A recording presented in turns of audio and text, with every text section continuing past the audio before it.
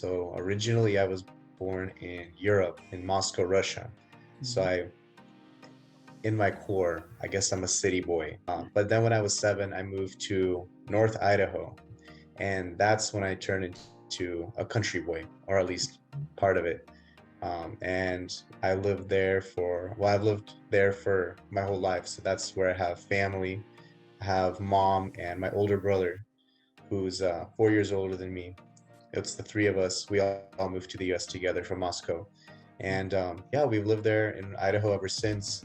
And now I'm here in Baltimore, my second year studying. I'm a sophomore, and I'm studying international relations and romance languages, which I don't think I've met a single person who actually majors in that. So it's pretty interesting. And for the record, for those that don't know what it is, because I was telling somebody about it this weekend, and I said I major in romance languages, and they looked at me and they go, "Oh, so you just write poems?"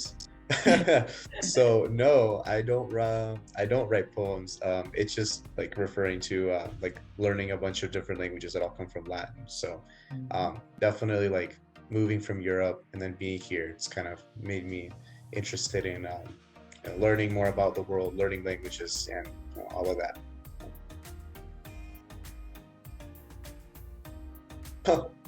To be frank, I feel like it wasn't as much of me choosing a school as much as the school and just life choosing it for me. I mean, I'm Mhm. sure everybody can kind of relate to that, uh, especially people here probably apply to a lot of other very competitive schools like Hopkins.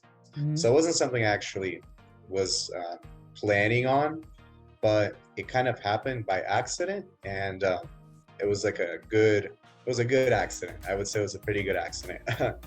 And I think the biggest thing for me though that I wanted was one that it was near DC and just Mhm. like on the East Coast, and so it's somewhere where you're going to be able to meet, especially for what I'm studying. It's great for like international relations, and you meet a lot of different people. Like the languages you learn, you can actually go out into the city and actually meet people. And I definitely have met people that I'm able to practice that with, which is awesome.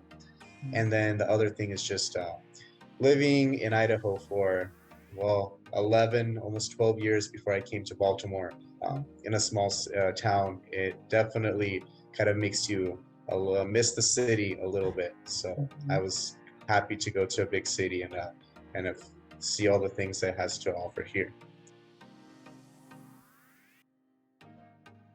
I mean, I would say for first, I'll say with like Baltimore in general, I definitely think that it's easy in a way to fit in because you realize that being in a big city on the East Coast, nobody really fits in, and everybody is very different with a lot of different backgrounds. Even people I've met that are from Maryland, from Baltimore, they'll always have something else to their story. Maybe if not them, but maybe their parents came from somewhere else. So yeah, it's definitely I guess very easy to meet a lot of different people, and because of that there's like not this one strict identity that kind of everybody associates with, and this is how you have to be. So that's very nice. And then I think on campus, like for Hopkins too, I mean nobody like really like look, we have our Hopin shirts, Right. Hopin right here, Uh-huh. but nobody really like, you don't look at someone and you can like tell like, oh, they're fly, or oh no, they're not. I think that's something, and I've noticed that with Hopkins specifically. I mean, haven't gone to another university, so I can't really compare it, but definitely do a really great job supporting the community, and not just, but it's not like, oh, this is where all of the fly people are. Oh, and this is like where the rest of the people are. Mhm. Like you honestly can't even tell the difference. It's very like interwoven socially, and people are just like accepting. And yeah, I definitely think that's important. That was something I was kind of worried about because I had Mhm. read about online about big universities, kind of big names like Hopkins, maybe stuff like that. That Mhm. there's definitely that gap between the haves and the have-nots, but I definitely have not found that to be the case at Hopkins from my experience. So I think you can kind of break that down into like your day to day, what gets you going from day to day.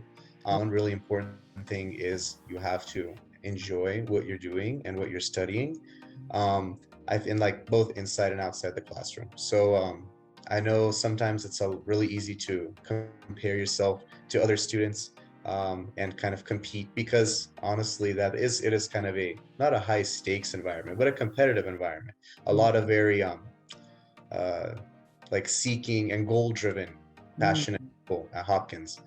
So you might see people at all these clubs and all these activities. And I think the important thing that for me has been to keep in mind that, you know, it's more beneficial to maybe not, to maybe do one or two things and you really be interested in them. And you really, because it is at the end of the day, your time and your effort and what you choose to put your time towards mm, doing that instead of doing a lot of things just for the sake of doing them because well I only have 4 years so I have to fit it all in, but mm, then you realize that maybe a lot of that time you spent on those things could have been better spent somewhere else. mm, So and then for class and then obviously for inside the classroom just like I enjoy the stuff that I'm learning and sometimes it isn't the most exciting, but mm, when I do go through those times where I'm like, oh, I really don't like this, you know, oh, that's when you have to have that long-term goal in sight. Like, okay, you know, we all got to do things we might not always like to do, but hey, at the end of the day, like this is an incredible opportunity. You know, thank you, Michael Bloomberg, for right. for this opportunity. And yeah, definitely seeing my family. It's something that I've never been pressured by my family, and it's Mhm, not like something like, oh, um, you have to be the first. But there's always that constant support, and right. so you know, it's not just for myself. You know, in a way, I guess I also think it's kind of, you know, cool to be doing, you know, do it for your family and those you love because Mhm, they receive something from it too, not in a physical way, but right. yeah.